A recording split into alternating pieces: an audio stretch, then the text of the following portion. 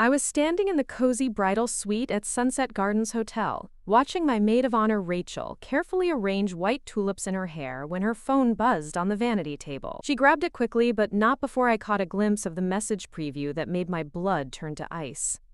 "Don't worry, I'll speak up during the ceremony like we discussed. Maya doesn't deserve Tyler, and everyone will see why today." Before we jump back in, tell us where you're tuning in from, and if this story touches you, make sure you're subscribed, because tomorrow I've saved something extra special for you. My hands trembled as I pretended to adjust my veil in the mirror, my mind racing to process what I'd just seen. Rachel, my college roommate turned best friend, the person I'd trusted with every wedding detail, every insecurity, every doubt I'd ever had about anything, was planning to object at my wedding. Not only that, but she had co-conspirators. The betrayal hit me like a physical blow, stealing my breath and making my legs feel unsteady beneath the flowing layers of my ivory gown. The morning had started so perfectly in this charming Vermont town of Millbrook, where Tyler and I had chosen to build our life together. The May sunshine streamed through the hotel room windows, casting everything in a golden glow that seemed to promise the fairy tale wedding I'd dreamed of since childhood. I'd woken up feeling like the luckiest woman alive, surrounded by the people I loved most, preparing to marry the man who'd captured my heart 3 years ago when he'd rushed into my elementary school classroom to treat our class hamster during an emergency vet call. Now, as I watched Rachel in the mirror behind me, carefully applying another coat of mascara while humming our old college fight song, I felt like I was seeing a stranger. How long had she been planning this? How many of our conversations had been her gathering ammunition to use against me today? The thought made my stomach churn, but I forced myself to keep breathing, to keep smiling, to keep playing the role of the blissful bride, while my mind raced through every interaction we'd had over the past 14 months of engagement. I'm Maya, by the way, and if you'd told me 6 months ago that I'd be standing here on my wedding morning questioning everything I thought I knew about my closest friend, I would have laughed in your face. I've always been the trusting type, maybe too trusting according to my father, but it served me well as a third-grade teacher in this small town where everyone knows everyone's business. I believe in seeing the best in people, in giving second chances, in building others up rather than tearing them down. It's what drew Tyler to me in the first place, he always said. My ability to find light in dark places and bring out the potential in everyone around me. But right now, staring at Rachel's reflection as she chatted cheerfully with my cousin Lisa about the beautiful weather and perfect conditions for our outdoor ceremony at Lakewood Manor, I realized that sometimes your biggest weakness can be your biggest strength when push comes to shove. Because while my trusting nature had left me vulnerable to this betrayal, it had also given me something Rachel clearly didn't expect: a support system of genuine friends who actually cared about my happiness. The revelation about Rachel's plan sent my mind spinning back through the months of wedding planning, searching for signs I should have caught. Had there been hints I'd missed? Moments where her enthusiasm seemed forced, or her suggestions felt undermining rather than helpful? I thought about how she'd insisted on being involved in every decision, from the venue selection to the menu choices, always with opinions that seemed just slightly off from what Tyler and I actually wanted. How she'd pushed for a larger wedding party, suggesting we include people who barely knew us. How she'd questioned our choice of Lakewood Manor, calling it too intimate, and suggesting we needed somewhere more impressive for such an important occasion. At the time, I'd attributed her intensity to excitement about being my maid of honor, her first time in the role despite being 27 years old. Rachel had always been competitive, driven, the type of person who excelled at everything she attempted, but somehow never seemed fully satisfied with her achievements. In college, she'd been the one organizing study groups and social events, always at the center of everything, always making sure her voice was heard. I'd admired her confidence then, the way she could command a room and make things happen through sheer force of will. But now I wondered if what I'd seen as confidence was actually something else entirely. Control. Manipulation. A need to be the most important person in every situation, even if it meant sabotaging someone else's happiness to maintain that position. My phone buzzed with a text from Tyler, probably checking in to see how the morning preparations were going. He'd been so sweet about respecting the tradition of not seeing each other before the ceremony, even though we'd both laughed about how silly it seemed after living together for 2 years. His message was simple and made my heart ache with how much I loved him. Can't wait to see you walking down the aisle to me. Today's the start of our forever. The contrast between Tyler's genuine love and Rachel's hidden agenda was so stark it made me dizzy. Here was the man who'd supported every dream I'd ever shared with him, who'd moved to Millbrook without complaint when I got the teaching job I'd always wanted, who'd spent months helping me plan this wedding with patience and enthusiasm, even when I changed my mind about details for the 3rd time. And there was Rachel, someone I'd trusted with my deepest secrets, planning to humiliate us both in front of our family and friends for reasons I couldn't even begin to understand. "Maya, you're so quiet this morning," Jenna observed from where she was steaming her sage green bridesmaid dress near the window. Jenna had been my teaching colleague for 5 years, and her calm, observant nature made her the kind of friend you could count on in any crisis. "Are you feeling nervous? Because that's totally normal, but you look a little pale."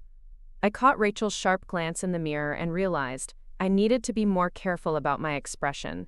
If she suspected I knew about her plan, she might change her strategy, making it even harder to predict and counter.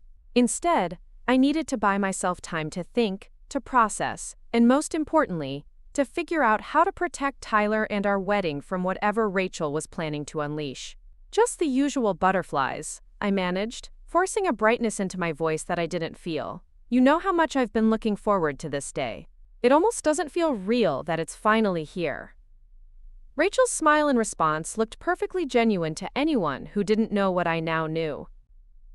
"I remember feeling the same way at my sister's wedding when I was her maid of honor," she said, and I noticed how she always managed to make conversations about other people somehow circle back to her own experiences. "The anticipation is almost overwhelming, isn't it? But don't worry, honey, everything's going to go exactly as it should today." The way she emphasized those last words sent a chill down my spine. Everything was going to go exactly as Rachel had planned, not as Tyler and I had dreamed. But she was wrong about one thing. I wasn't going to let her destroy the most important day of my life without a fight. As Amanda, our hair and makeup artist, put the finishing touches on my updo, weaving tiny white flowers through the elegant braids she'd created, I forced myself to think strategically rather than emotionally. Rachel was counting on the element of surprise, on me being too shocked and devastated to respond effectively when she made her objection. She expected me to crumble under the public humiliation, to be so overwhelmed that Tyler and I would have no choice but to cancel the ceremony or proceed under a cloud of doubt and embarrassment. But Rachel had made one crucial miscalculation. She thought preparing and narrating this story took us a lot of time. So if you are enjoying it, subscribe to our channel. It means a lot to us. Now back to the story. New me, based on the trusting, accommodating person I'd always been in our friendship. She didn't know the teacher who'd learned to think on her feet when 8-year-olds threw curveballs into lesson plans, or the woman who'd grown stronger and more confident through Tyler's love and support.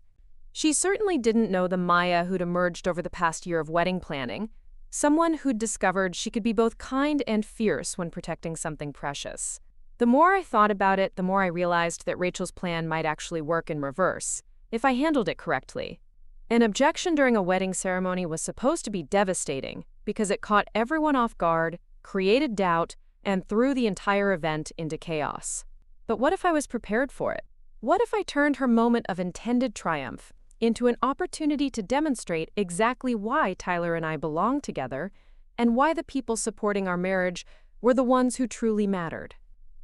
My cousin Lisa appeared at my elbow with a cup of chamomile tea, her warm brown eyes studying my face with the perceptiveness that had made her my closest family confidant since childhood.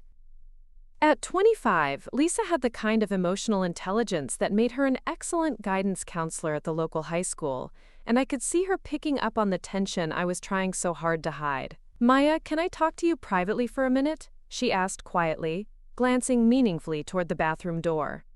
"I want to give you something before the ceremony starts." I nodded gratefully, recognizing the lifeline she was offering. "Of course. Ladies, we'll be right back." Once we were behind the closed bathroom door, Lisa's expression turned serious. "What's wrong? And don't tell me it's just nerves, because I've seen you nervous before, and this isn't that. You look like you've seen a ghost." The concern in her voice almost broke my composure. For a moment, I considered telling her everything, sharing the burden of what I'd discovered, and letting her help me figure out what to do. But something held me back. Maybe it was the teacher in me, used to handling classroom crises without immediately running for backup. Or maybe it was a deeper instinct, that this was something I needed to face primarily on my own terms. I just realized something that changes how I need to approach today, I said carefully, choosing my words to be truthful without revealing everything. I can't go into details right now, but I might need your help later. Can I count on you to trust me and follow my lead if things get complicated during the ceremony? Lisa's eyebrows drew together with worry, but she nodded without hesitation. Always. You know that. Maya, if someone's trying to hurt you or Tyler, we can deal with it. You don't have to handle everything alone. Her automatic offer of support reminded me that Rachel wasn't the only person in my life with strong loyalty and protective instincts. The difference was that Lisa's protection came from love rather than possessiveness, from a genuine desire to see me happy rather than a need to control the narrative of my life. I know, I said, squeezing her hand gratefully, and I love you for that. Right now, the best thing you can do is help me stay calm and focused. Can you keep an eye on everyone's behavior this morning and let me know if you notice anything unusual? Lisa's expression sharpened with understanding. She didn't need me to spell out that I suspected trouble was brewing. She trusted my instincts enough to become my ally without demanding all the details. This was what real friendship looked like, I realized. Not Rachel's suffocating involvement in every aspect of my life, but Lisa's steady support that strengthened me without trying to control me. When we returned to the main room, Rachel was examining my wedding dress where it hung from the ornate hook Amanda had installed on the bathroom door. The gown was everything I'd dreamed of. Classic ivory silk with delicate lace sleeves, a fitted bodice that flowed into a full skirt perfect for dancing, and a cathedral-length train that would look stunning against the stone steps of Lakewood Manor's gazebo. Tyler had nearly cried when I'd shown him pictures after finding it at a boutique in Burlington, and I'd fallen in love with how it made me feel. Elegant, confident, and completely myself. This dress is absolutely gorgeous, Rachel said, and for a moment her voice carried what sounded like genuine admiration. You're going to look like a princess walking down that aisle. The compliment would have warmed my heart an hour ago. Now it felt like another manipulation, a calculated kindness designed to lower my guard before she struck. I wondered if anything Rachel had said to me over the past months had been genuine, or if every interaction had been part of some larger game I hadn't even realized I was playing. Thank you, I replied, moving toward the dress to begin the process of getting into it. I still can't believe this day is finally here. It feels like just yesterday that Tyler proposed. As Amanda and Jenna helped me step into the gown and began working on the intricate row of buttons that ran up the back, I found myself thinking about that proposal 8 months ago. Tyler had planned something elaborate involving a hike to our favorite overlook above Crystal Lake, but it had rained that entire weekend, forcing him to improvise. Instead, he'd proposed in our tiny kitchen while I was making pancakes on Sunday morning, getting down on one knee between the stove and the refrigerator with flower handprints on his jeans and the most nervous, hopeful expression I'd ever seen. I had this whole romantic speech planned, he'd said, his voice shaking as he pulled the ring box from his pocket. But standing here watching you make breakfast in our home, all I can think is how much I want to do this every Sunday for the rest of our lives. Maya, will you marry me? It had been perfect precisely because it wasn't perfect, because it was real and spontaneous and completely us. Rachel had been one of the first people I'd called afterward, and I remembered how she'd squealed with excitement and demanded to see the ring immediately via video chat. Had that enthusiasm been fake too? Had she already been harboring whatever resentment was driving her to sabotage us now? The thought of Tyler waiting for me at the altar, probably fighting his own nerves while his brother Mark and best friend Alex tried to keep him calm, strengthened my resolve. He deserved to have the wedding day we'd planned together, surrounded by people who genuinely supported our happiness. I wasn't going to let Rachel's jealousy or manipulation steal that from him, from us. There, Amanda announced as she secured the final button. Turn around and let me see you. I pivoted toward the full-length mirror, and despite everything swirling through my mind, I gasped at my reflection. The dress fit perfectly, the lace sleeves framing my shoulders beautifully, and the way the silk caught the light made the whole ensemble seem to glow. Amanda had created an elegant updo that showed off the vintage pearl earrings that had been my grandmother's, and my makeup looked natural but polished, exactly what I'd requested. "Oh, Maya," Jenna breathed, her hand flying to her heart. "You look absolutely stunning." Even Rachel seemed momentarily speechless, though I caught something flickering across her expression that might have been envy or regret. For just a second, I wondered if seeing me as a bride might change her mind about whatever she was planning. Maybe some part of our friendship was real enough that she'd reconsider destroying this moment. But then her phone buzzed again, and I watched her glance at it with the same secretive satisfaction I'd seen earlier. Whatever doubts she might have had were clearly being reinforced by her co-conspirators, whoever they were. A knock at the door interrupted my thoughts. "Ladies, we're ready for some pre-ceremony photos," came Brian's voice from the hallway. As our wedding coordinator, Brian had been a godsend throughout the planning process, handling logistics with military precision while still making everything feel personal and special. "Perfect timing," Rachel said brightly, checking her own appearance one final time. In her sage green bridesmaid dress with her blonde hair styled in loose waves, she looked beautiful and radiant, every inch the devoted maid of honor. No one looking at her would suspect she was planning to detonate a bomb in the middle of my wedding ceremony. As we prepared to leave the suite for photos, my mind was already racing ahead to the ceremony itself. I needed to think through every moment, every potential point where Rachel might strike, and how I could be prepared to respond. The traditional objection came during the officiant's question about whether anyone knew a reason the couple should not be wed, but Rachel was clearly planning something more orchestrated than a simple, "I object." The message I'd glimpsed mentioned speaking up during the ceremony, which suggested she might interrupt at some other point. Maybe during the vows, when the emotional stakes would be highest and the disruption most devastating. Or perhaps during the ring exchange, when Tyler and I would be most vulnerable and focused on each other, rather than watching for threats from the audience. But as we walked down the hotel hallway toward the elevator, my reflection catching in the mirrors that lined the walls, I felt something unexpected rising in my chest alongside the anxiety and betrayal. It was anger, clean and sharp and strangely energizing. Rachel was counting on my passivity, on my tendency to avoid conflict and smooth over problems. She expected me to be devastated and helpless when she made her move.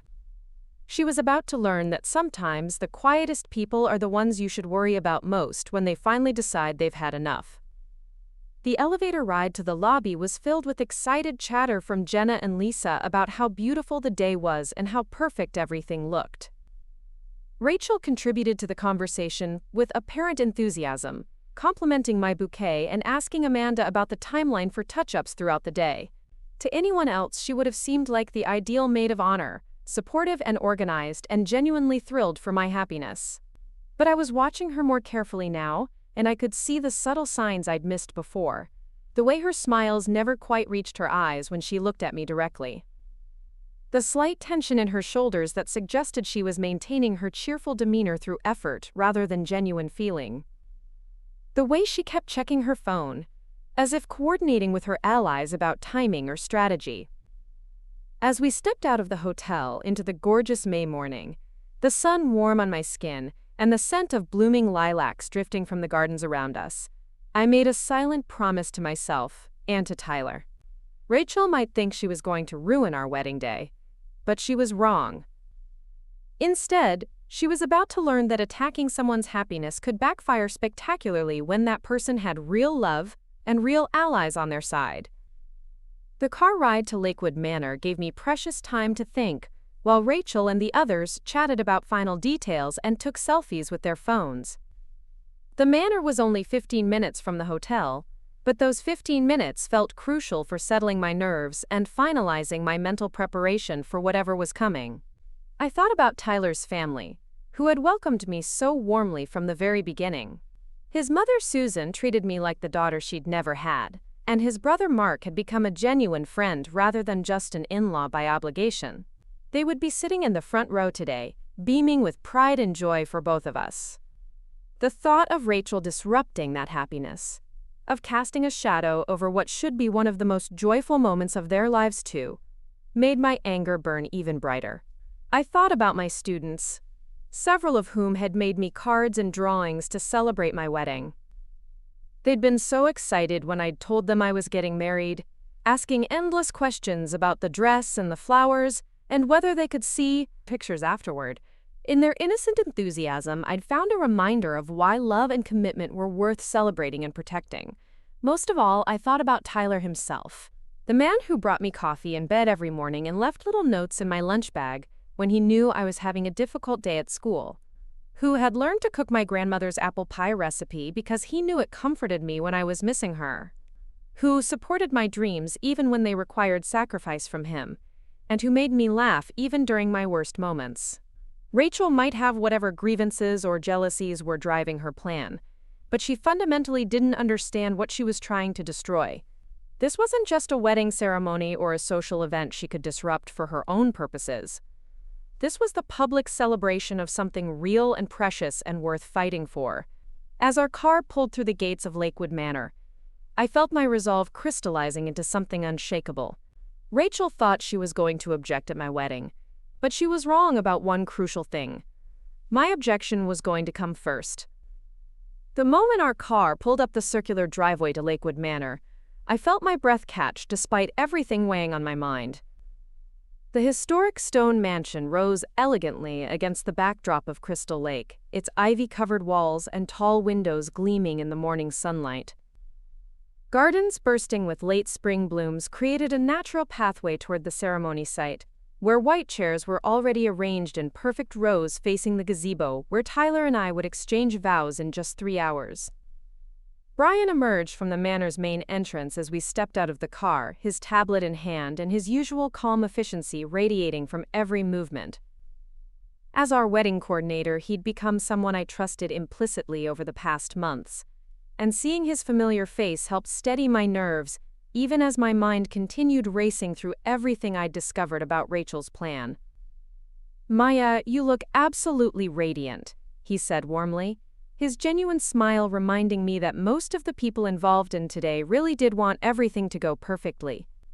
The weather couldn't be more ideal, and Nicole is already set up by the rose garden for your pre-ceremony portraits. Are you ready to create some beautiful memories?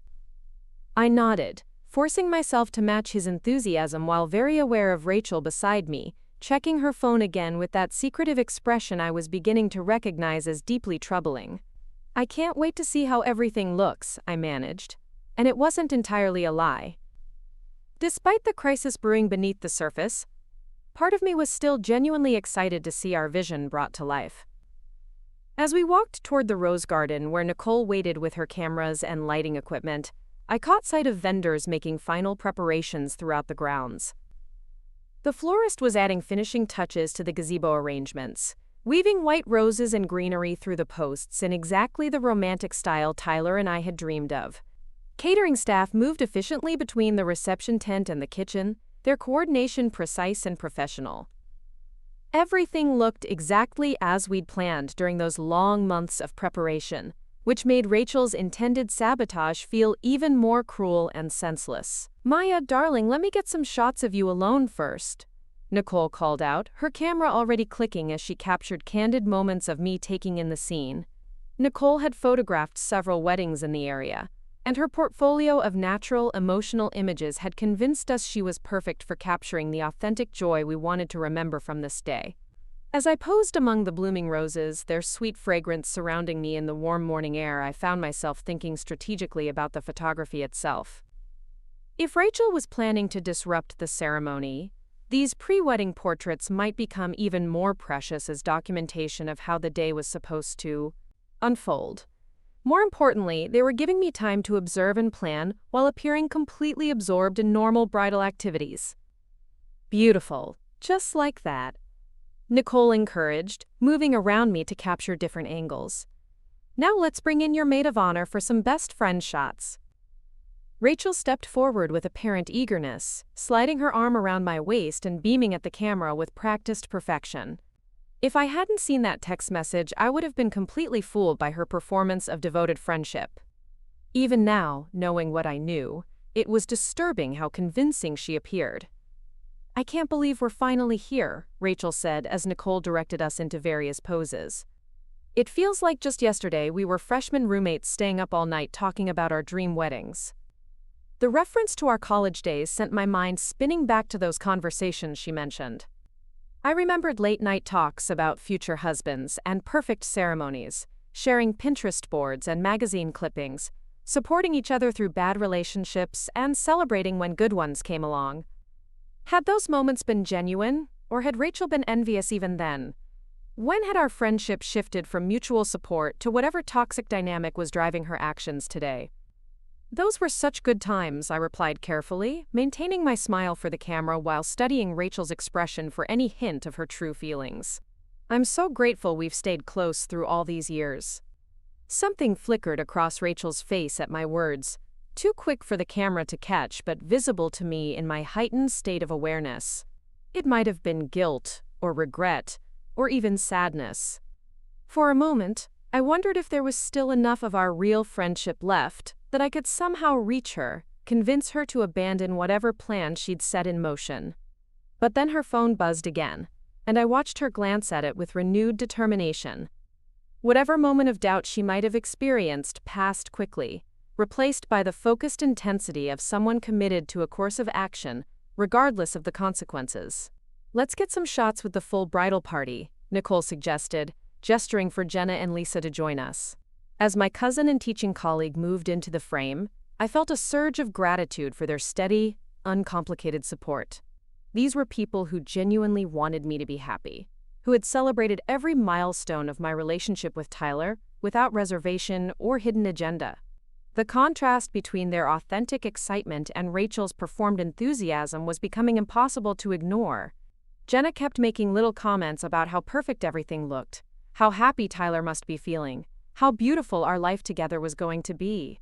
Lisa caught my eye several times during the photography session, her expression warm and supportive but tinged with the concern she'd shown earlier in the hotel room.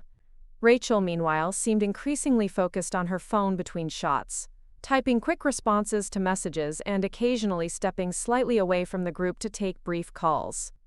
Each time she rejoined us, her smile was a little brighter, her energy a little more forced, as if she was working harder to maintain her facade as the moment approached. "Rachel, honey, maybe put the phone away for the photos?"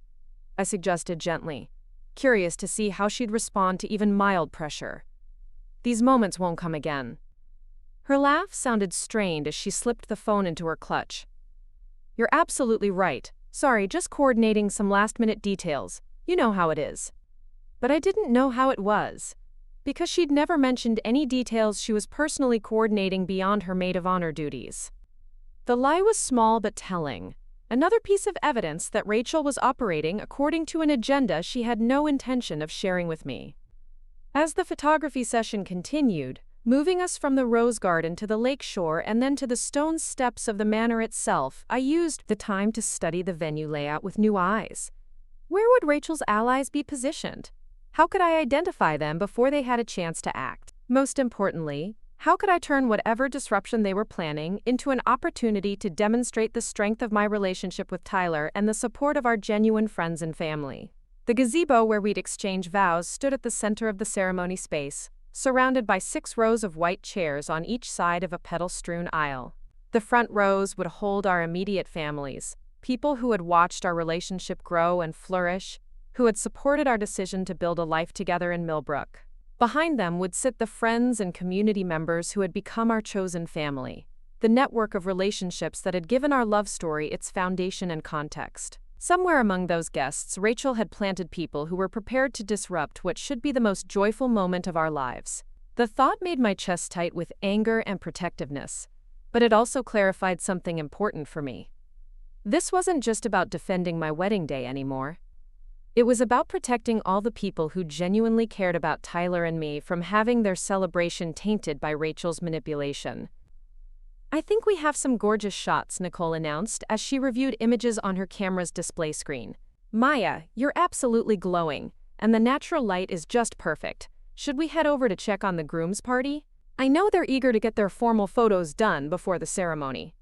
The suggestion sent a flutter of excitement through me despite everything else occupying my mind. I'd been looking forward to that moment all morning when I'd finally get to see Tyler, even if we'd have to maintain some distance to preserve the traditional first look for when I walked down the aisle. Just being in the same space as him, seeing his smile and knowing he was as excited as I was, would help ground me for whatever challenges lay ahead. As we walked toward the other side of the manor where the men were getting ready, I caught sight of guests beginning to arrive for the ceremony. Cars were pulling into the designated parking area, and people in their wedding finest were making their way toward the reception tent, where cocktails would be served after the ceremony. Seeing our friends and family gathering to celebrate with us created a bittersweet feeling, joy mixed with protective anxiety about what Rachel might put them through. My father's distinctive laugh carried across the gardens, and I spotted him near the manor's entrance, talking animatedly with Tyler's father about something that had them both chuckling. The sight of our parents getting along so well warmed my heart. They'd hit it off from the first time we'd brought them together, bonding over shared interests in local history, and a mutual tendency toward corny dad jokes that made Tyler and me roll our eyes in fond exasperation. "There's my beautiful daughter," my father called out when he spotted our group approaching. Robert had always been the emotional one between my parents, quick to tear up at school plays and graduation ceremonies. And I could already see him getting misty-eyed just from seeing me in my wedding dress. "Maya, sweetheart, you look like an absolute vision."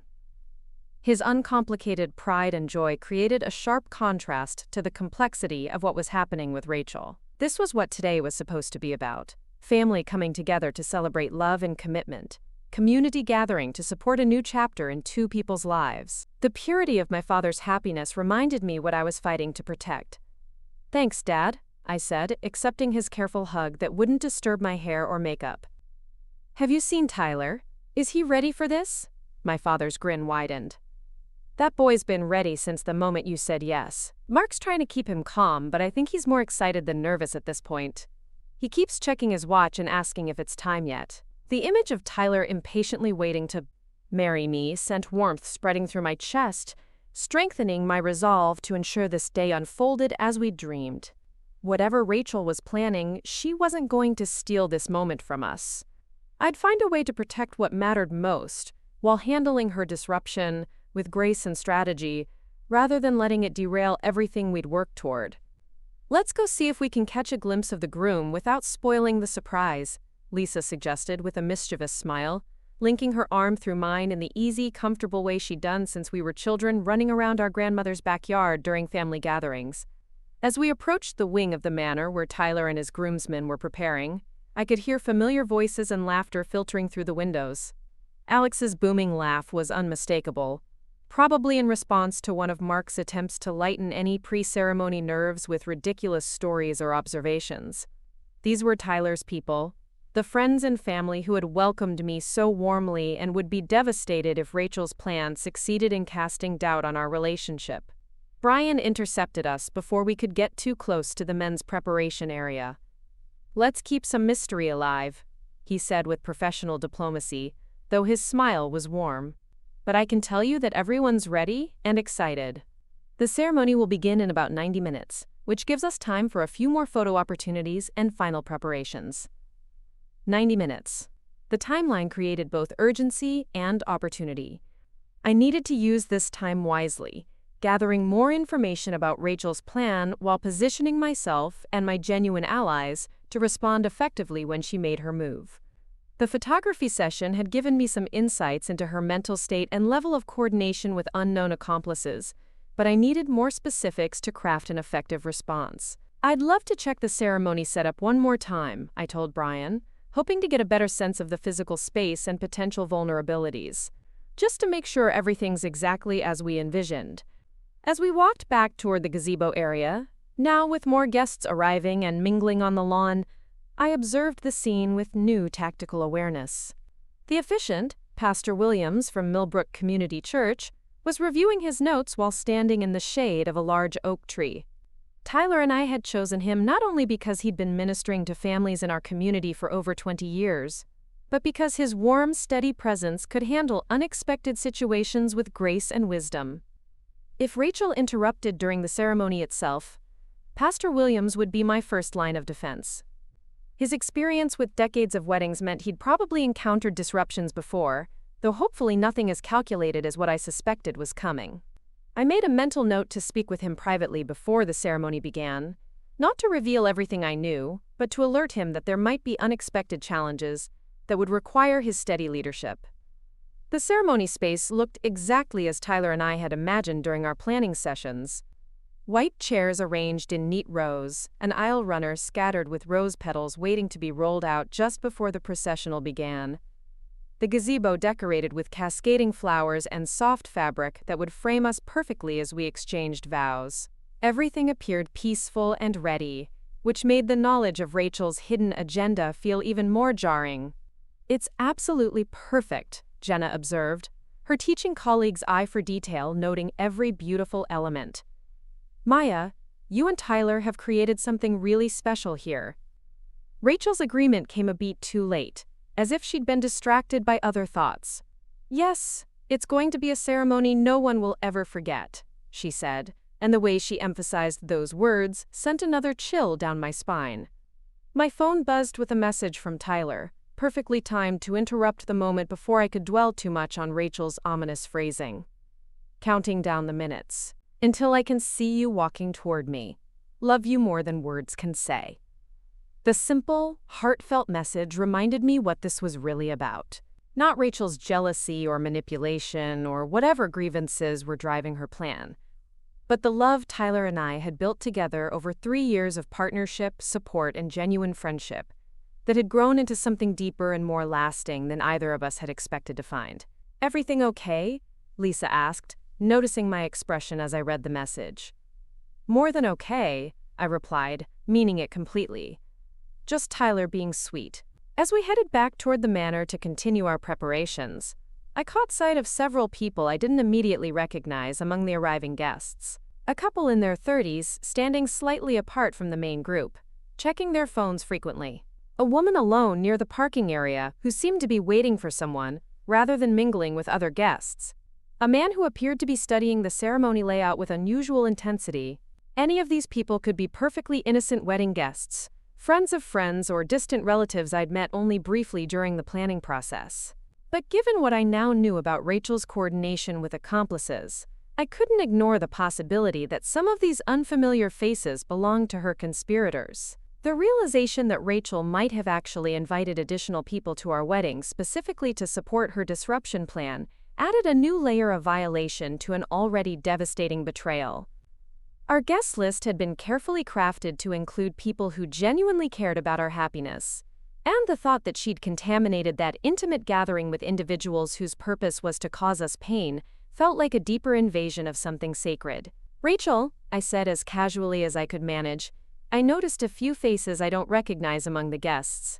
Did you mention our wedding to people who weren't on the original invitation list?" Her response came too quickly, with too much defensiveness for someone with nothing to hide.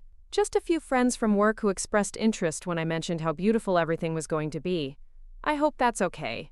I know you wanted to keep things intimate, but I thought you'd want people who care about you to share in your happiness." The lie was smooth and practiced, designed to make me feel guilty for questioning her judgment, while positioning herself as someone who was expanding our circle of support rather than undermining it. But I knew Rachel well enough to recognize when she was manipulating a situation, and this explanation felt hollow given everything else I'd observed. "Of course that's fine," I replied evenly, not wanting to alert her to my suspicions. "I just want to make sure we have enough seating for everyone." As we entered the manor for final preparations, I made another mental note to ask Brian about any last-minute additions to the guest count, and whether he'd noticed anything unusual about any of the attendees. His professional experience with weddings would make him sensitive to guests who seemed out of place or behaved strangely, and his discretion meant I could share my concerns without creating larger drama. The next hour passed in a blur of final touches and mounting tension. Amanda refreshed my makeup and secured any loose pins in my hair, while Jenna and Lisa bustled around making sure every detail of my appearance was perfect. Rachel maintained her facade of helpful enthusiasm, but I noticed her checking her phone more frequently as we approached the ceremony start time. My bouquet arrived from the florist, a cascading arrangement of white roses and baby's breath tied with silk ribbon that matched my dress perfectly. Holding it made everything feel more real and immediate, the physical symbol of what was about to happen, helping to focus my mind on the essential truth underneath all the complexity Rachel had introduced. In 30 minutes, I would walk down that petal-strewn aisle toward Tyler, surrounded by people who loved us and wanted to celebrate our commitment to building a life together.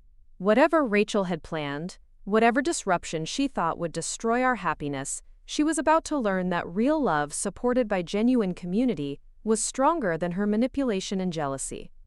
But first, I needed to make sure I was prepared for whatever form her objection would take, and that the people who truly cared about Tyler and me were positioned to help protect what mattered most from someone who had forgotten the difference between friendship and possession, between support and control. The final phase of my preparation was about to begin, and with it, my transformation from the trusting friend Rachel expected to manipulate into the strategic protector of everything Tyler and I had built together. The sound of string quartet music drifting through the manor's windows told me the ceremony was about to begin. My heart hammered against my ribs as Amanda made final adjustments to my veil, the delicate lace cascading perfectly down my back in a way that would photograph beautifully as I walked down the aisle toward Tyler. Despite everything churning in my mind about Rachel's plan, I couldn't suppress the genuine excitement building in my chest at the thought of finally becoming Tyler's wife. "You look absolutely radiant, Maya," Amanda said, stepping back to admire her work. "Are you ready for this?" I met my own eyes in the mirror, seeing someone who looked calmer and more composed than I felt. The woman gazing back at me appeared every inch the confident bride, which was exactly the image I needed to project for the next hour. Whatever happened during the ceremony, I couldn't let Rachel see that her plan had rattled me. "I've never been more ready for anything in my life," I replied, and realized with surprise that it was completely true. Not just ready to marry Tyler, but ready to defend our relationship and our celebration from someone who had fundamentally misunderstood what she was attacking. Rachel appeared in the mirror behind me, her sage green dress perfectly pressed and her bouquet of white tulips arranged just so.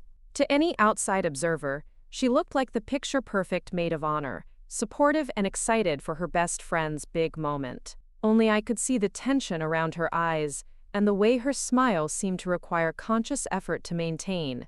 "It's time," she announced, her voice carrying an odd note of anticipation that made my skin prickle with unease. "Brian's waiting to start the processional." As we gathered our final items and prepared to leave the bridal suite, I caught Lisa's eye in the mirror. My cousin had been watching me carefully all morning, her guidance counselor instincts clearly picking up on undercurrents she couldn't quite identify.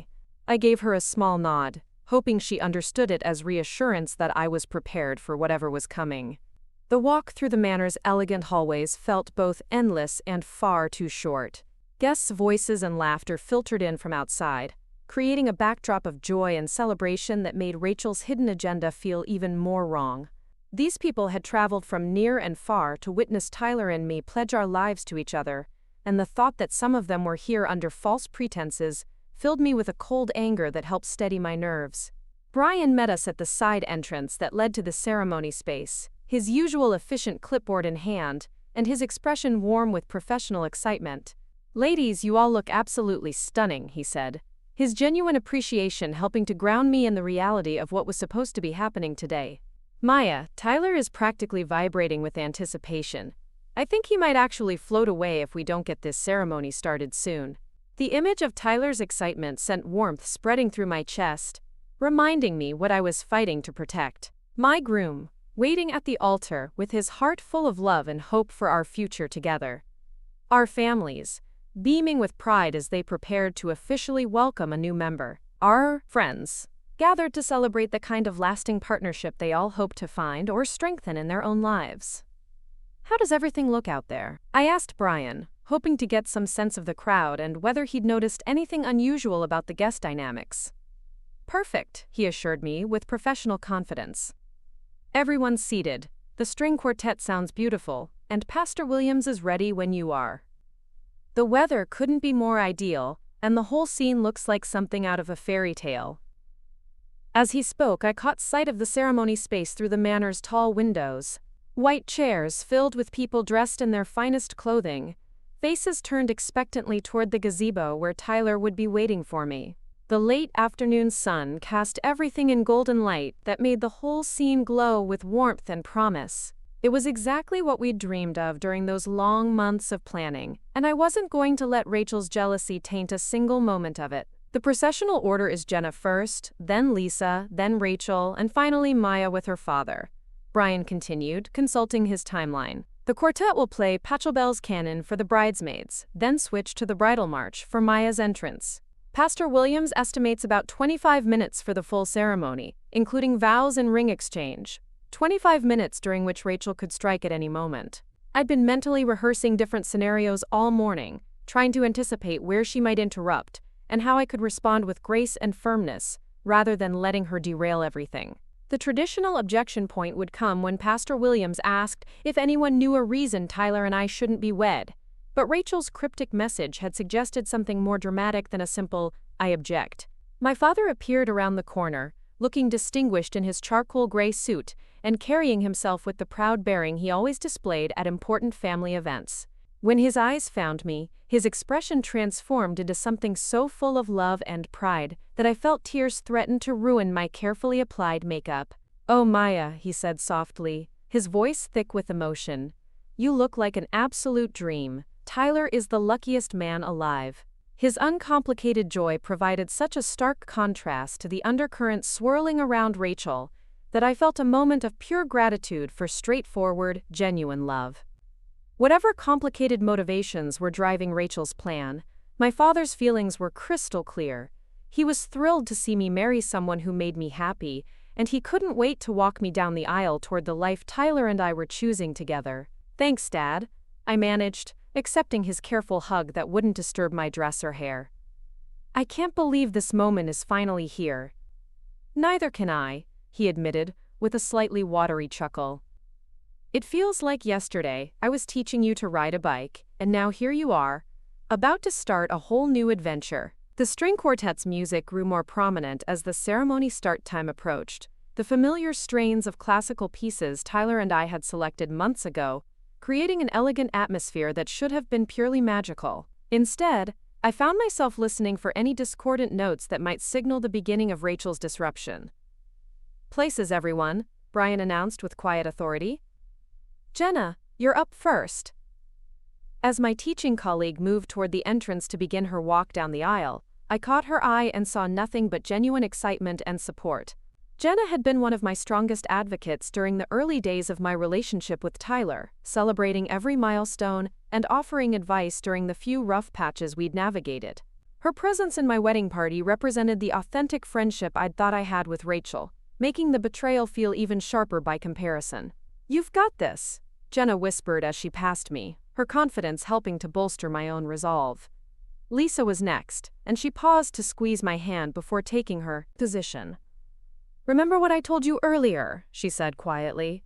"Whatever happens, we're all here for you and Tyler." The reminder that I wasn't facing this alone, that I had genuine allies who would support me regardless of what Rachel attempted, steadied my nerves considerably. Whatever her plan involved, she was vastly outnumbered by people who actually cared about my happiness rather than their own agenda. Then it was Rachel's turn, and the moment felt charged with unspoken tension. She arranged her bouquet with meticulous care and smoothed her dress one final time, her movements betraying a nervous energy that contradicted her composed expression.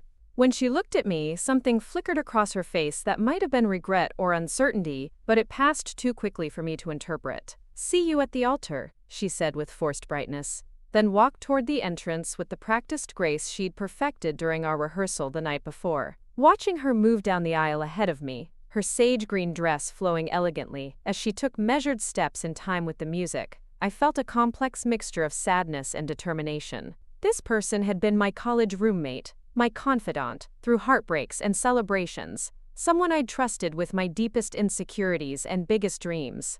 The fact that she was now walking toward what she intended to be my public humiliation felt like mourning the death of someone who was still alive. But that grief would have to wait. Right now, I needed to focus on protecting the ceremony Tyler and I had planned together, ensuring that our wedding day would be remembered for our love and commitment rather than Rachel's manipulation and jealousy. "Ready, sweetheart?" my father asked, offering his arm with the same gentle strength he'd provided throughout my life. Absolutely, I replied, meaning it completely. The string quartet transitioned to the bridal march as we stepped into view of the assembled guests, and the sight that greeted me took my breath away despite everything else occupying my mind. Row after row of beloved faces turned toward me with expressions of joy and celebration, their collective happiness creating an almost tangible warmth that enveloped me as I began the most important walk of my life. And there, at the end of the petal-strewn aisle, stood Tyler. Even from a distance, I could see his face light up with wonder and love as he caught his first glimpse of me in my wedding dress. His hands were clasped in front of him, probably to keep them from shaking with nervous excitement, and his smile was so radiant, it could have powered the entire venue. Mark stood beside him as best man, grinning broadly and clearly thrilled to be witnessing his brother's happiness. The sight of Tyler waiting for me with such obvious joy and anticipation reminded me what this moment was truly about. Not Rachel's jealousy or whatever disruption she had planned, but the public declaration of a love that had grown stronger through every challenge we'd faced together. Whatever she attempted to throw at us, it couldn't change the fundamental truth of what Tyler and I had built together. As my father and I processed slowly down the aisle, I became acutely aware of every detail around me.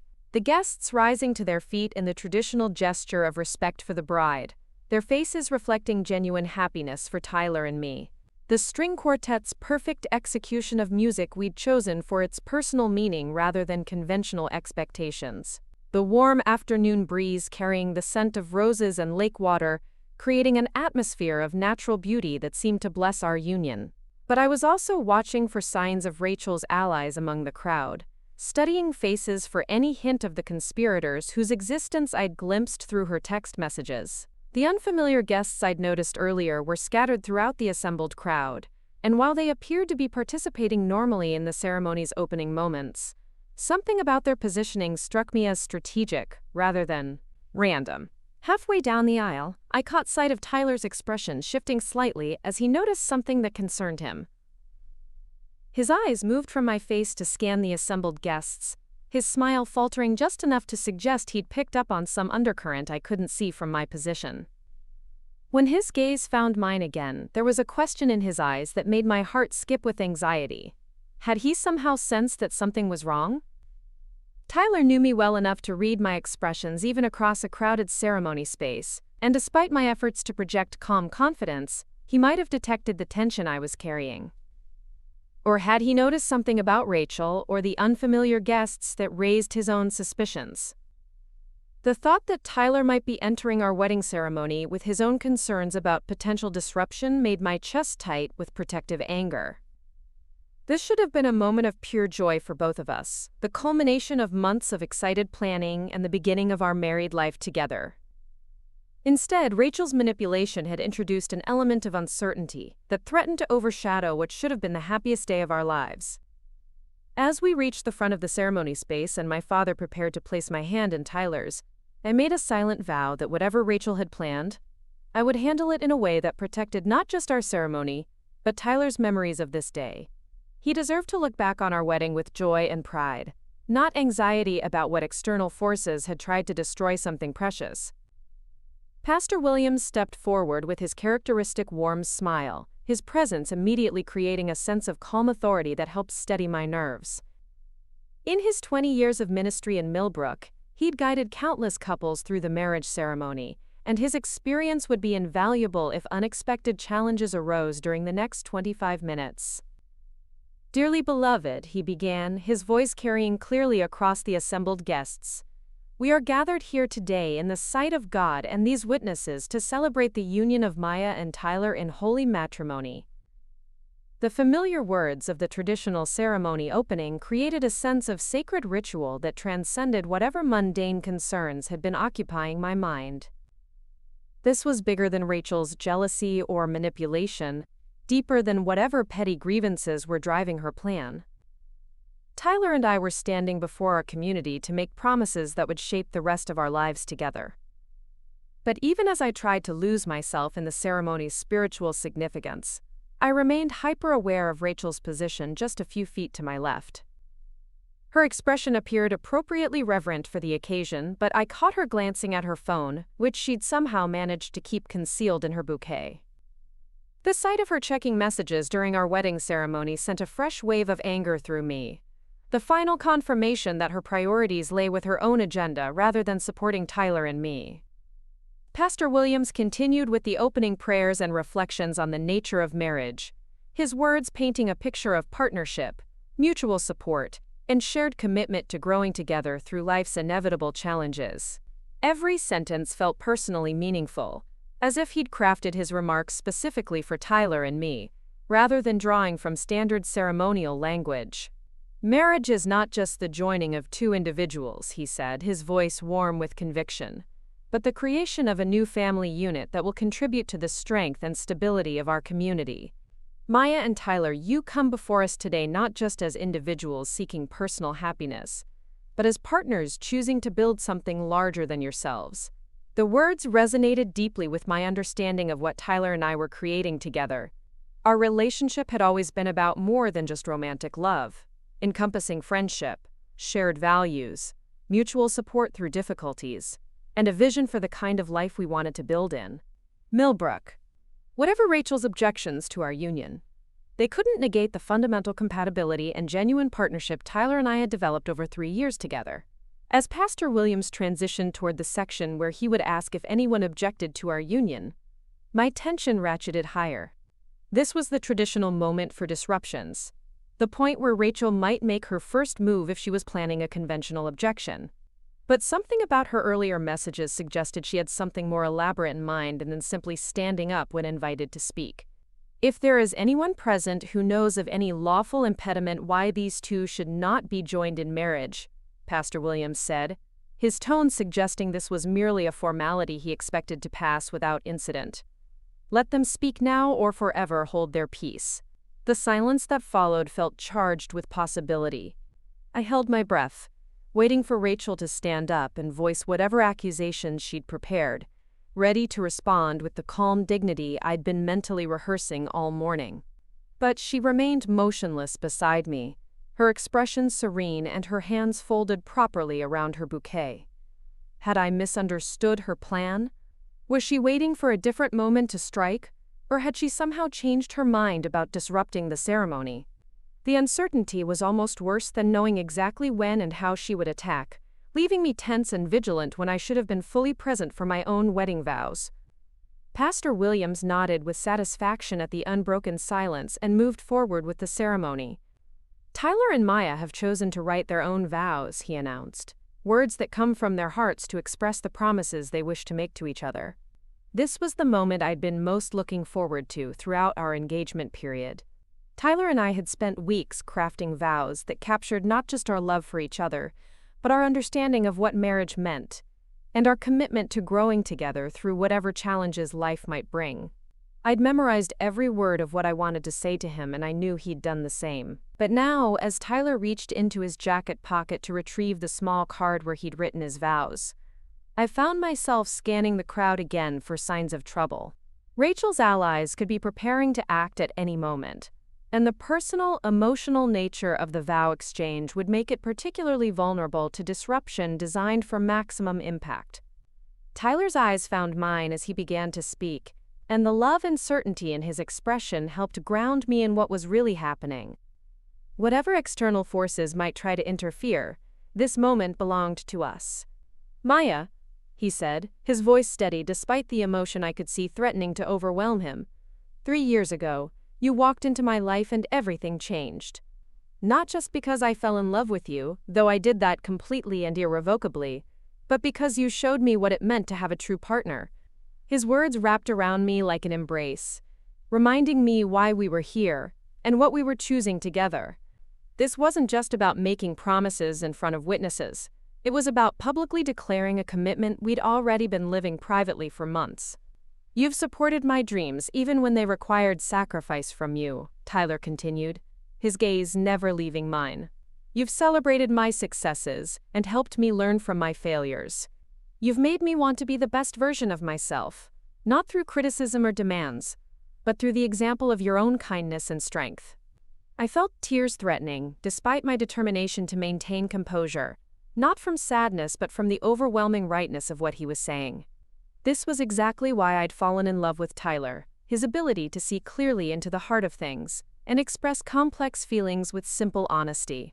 But, even as I basked in the warmth of his words, part of my attention remained on Rachel and the potential threats scattered throughout our assembled guests. The vow exchange was creating exactly the kind of emotionally vulnerable moment that would maximize the impact of any disruption she might have planned.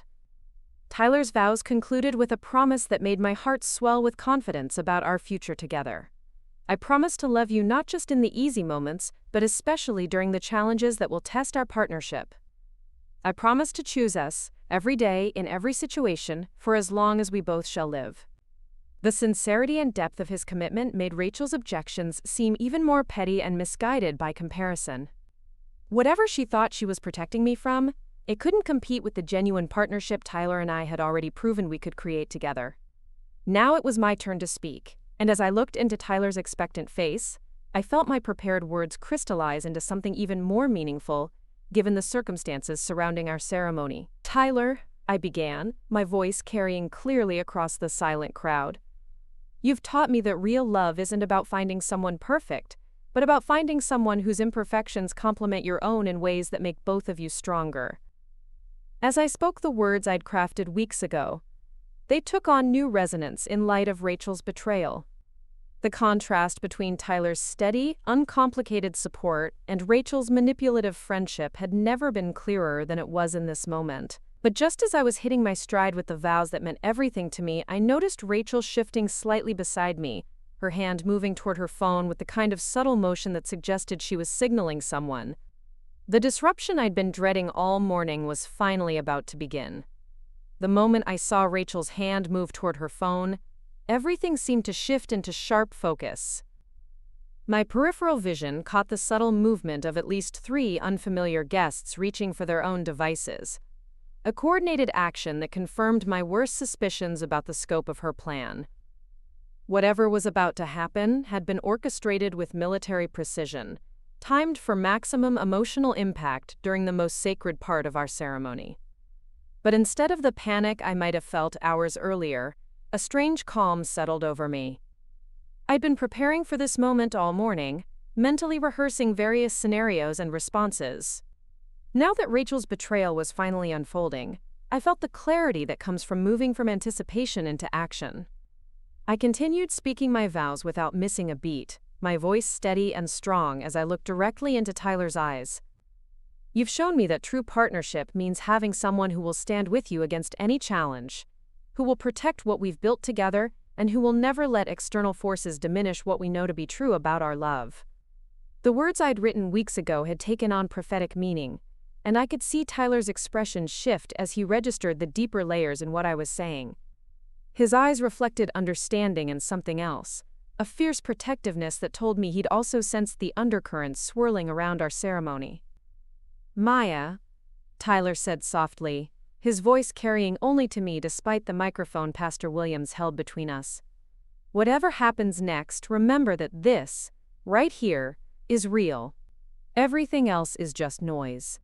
His words wrapped around me like armor, reminding me that no matter what disruption Rachel had planned, she couldn't change the fundamental truth of what Tyler and I were choosing together.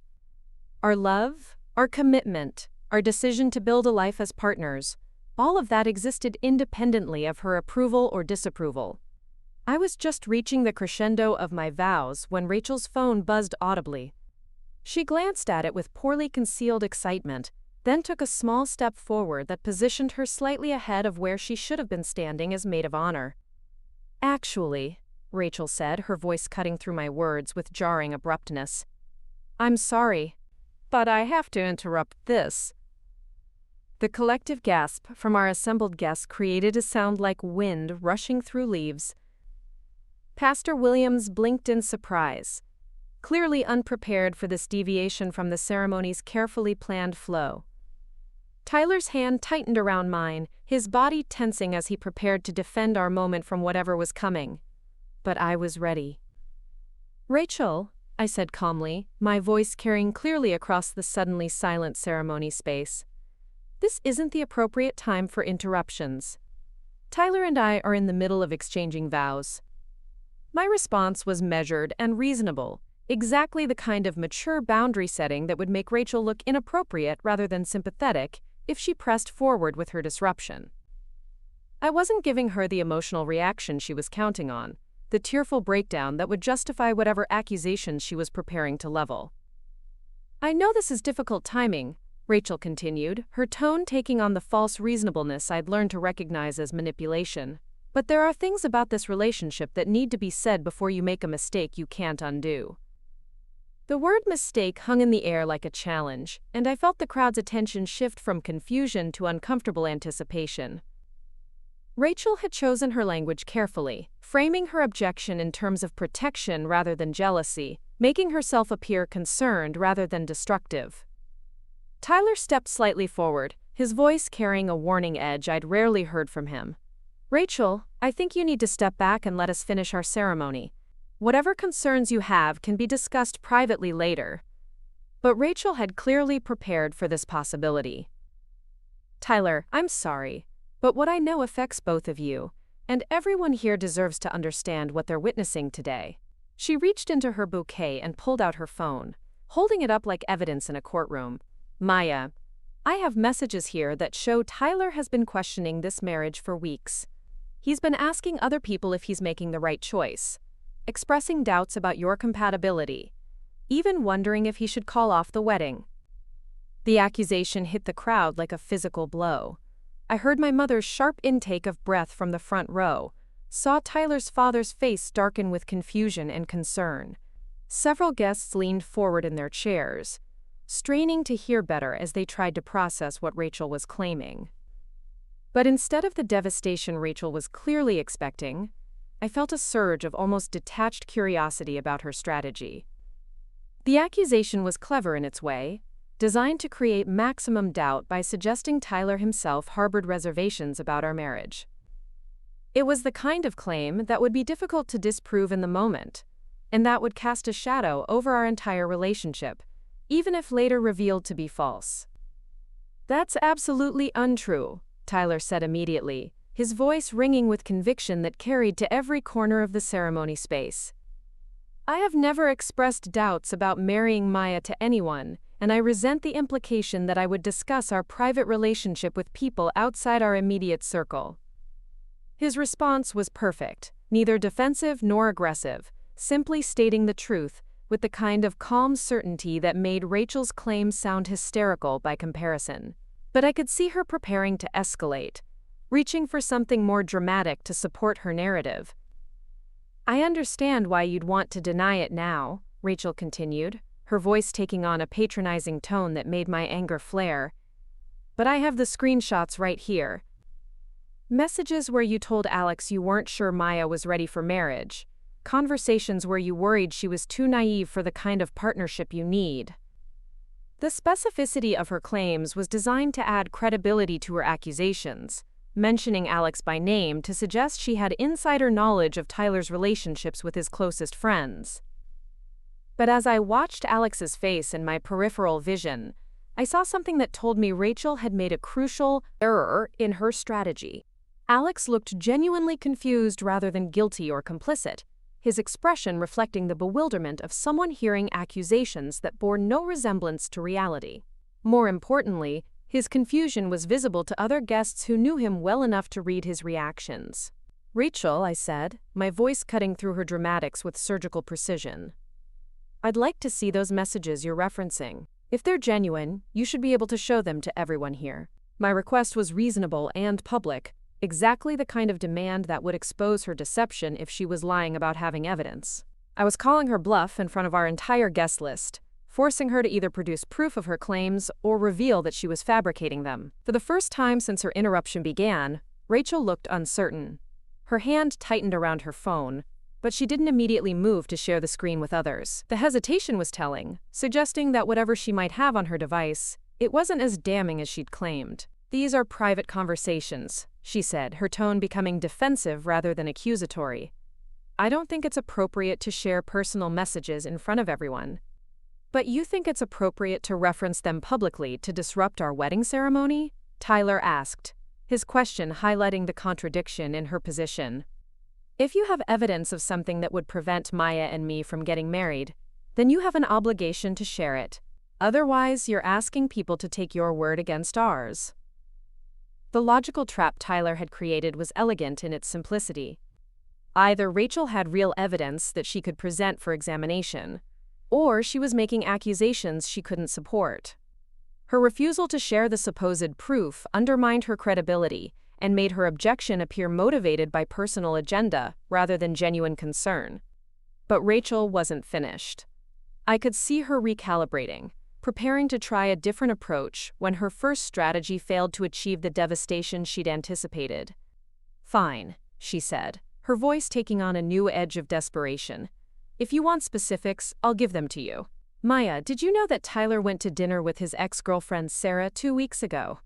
Did he mention that they spent 3 hours talking about whether he was making the right choice in marrying you?" This accusation was more dangerous because it contained enough specific detail to sound plausible, while being the kind of claim that would be difficult to immediately verify or refute. Rachel had clearly done her research, identifying Tyler's past relationships and constructing a narrative that would trigger maximum insecurity. I felt the crowd's energy shift again as they processed this new information. Even people who knew Tyler well might wonder if there was truth to the claim, especially given the specific timeline and details Rachel provided. The suggestion of secret meetings with an ex-girlfriend during our engagement period was exactly the kind of betrayal that could reasonably justify interrupting a wedding ceremony. But as I watched Tyler's reaction to the accusation, I saw not guilt or defensiveness but genuine puzzlement, followed by what looked like recognition of something he could easily explain. "Are you talking about the dinner at Morrison's Grill?" Tyler asked, his tone suggesting he knew exactly what incident Rachel was twisting. "Where Sarah asked to meet because she wanted relationship advice about her own engagement?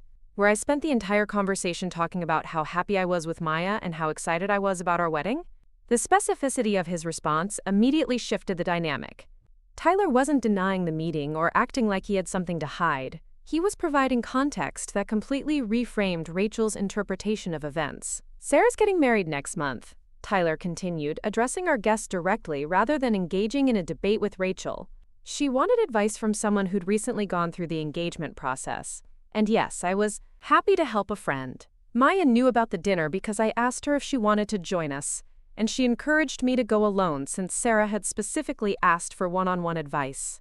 I nodded to confirm Tyler's account, and I could see the relief spreading across our guests' faces as the supposed scandal dissolved into an innocent explanation.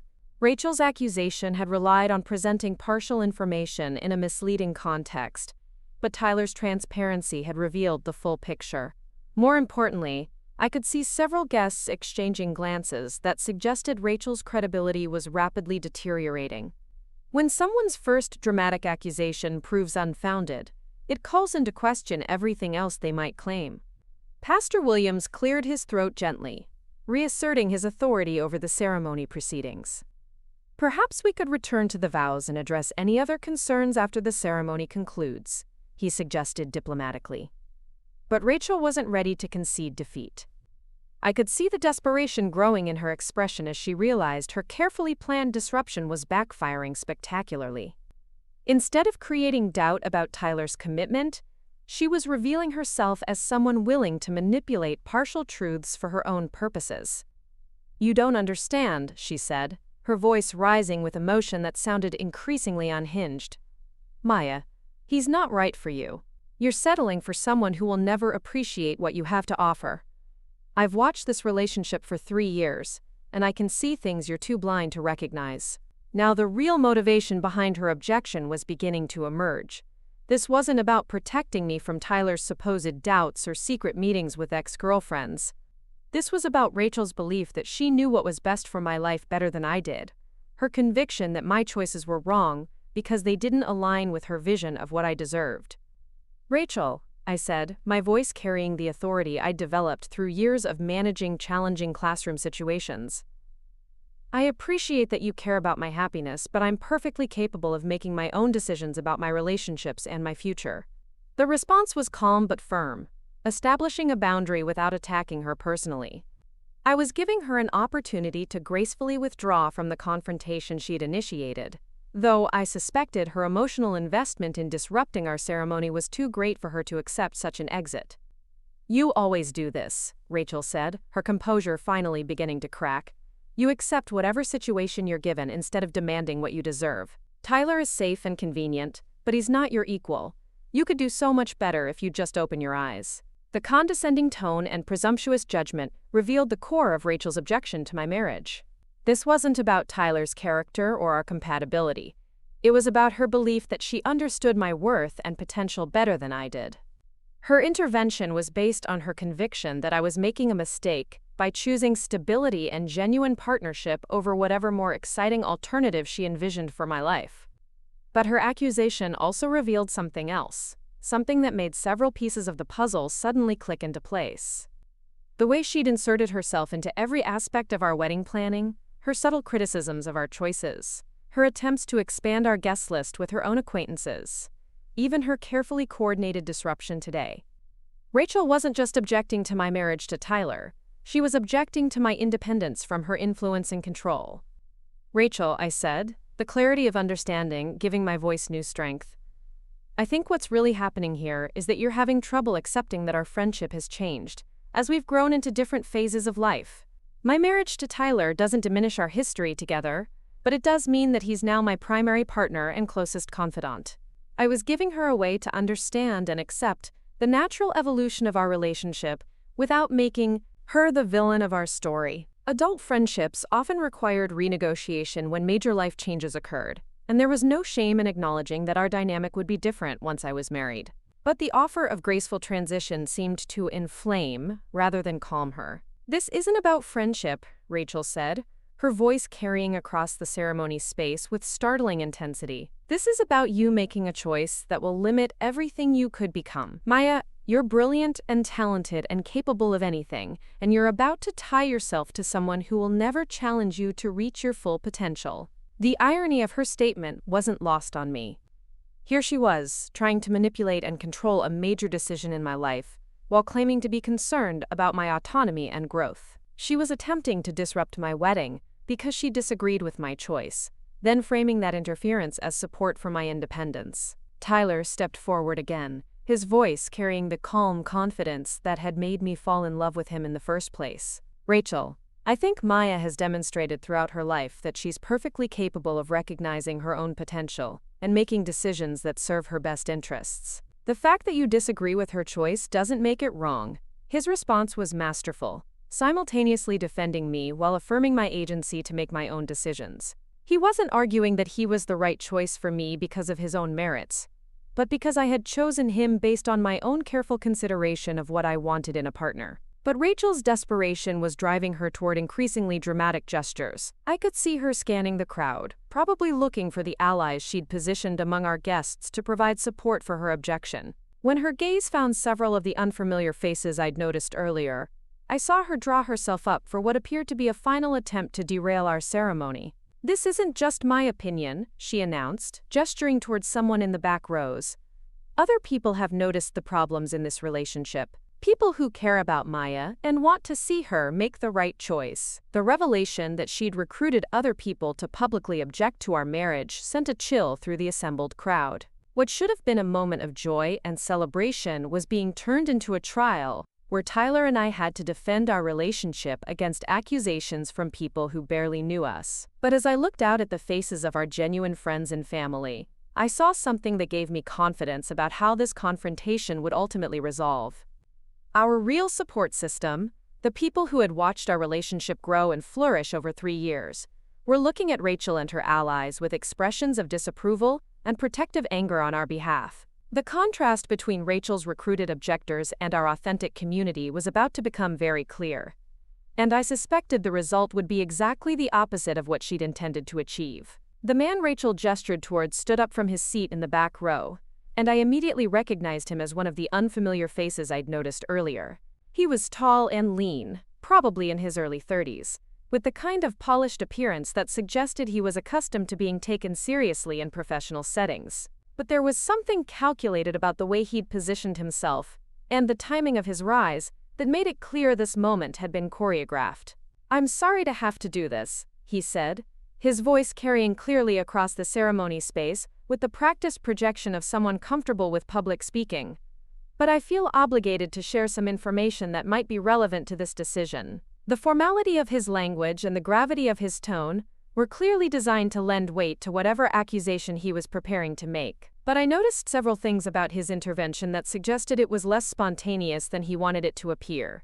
He'd been seated in a position that allowed him to see Rachel clearly. He'd stood at exactly the moment she gestured toward the back rows, and his opening statement sounded rehearsed rather than improvised. "I'm Dr. James Morrison," he continued, establishing credentials that were meant to make his opinion carry more authority. "I'm a clinical psychologist who specializes in relationship dynamics and compatibility assessment. While I haven't worked with Maya and Tyler directly, I've observed their interactions at several social gatherings over the past year, and I have concerns about the long-term viability of this union." The introduction was clever, positioning him as a qualified expert while acknowledging that he didn't have direct professional knowledge of our relationship. It was the kind of careful disclaimer that would protect him from accusations of professional misconduct while still allowing him to make pronouncements about our compatibility. But I could see Tyler's expression darkening as he processed what Dr. Morrison was claiming.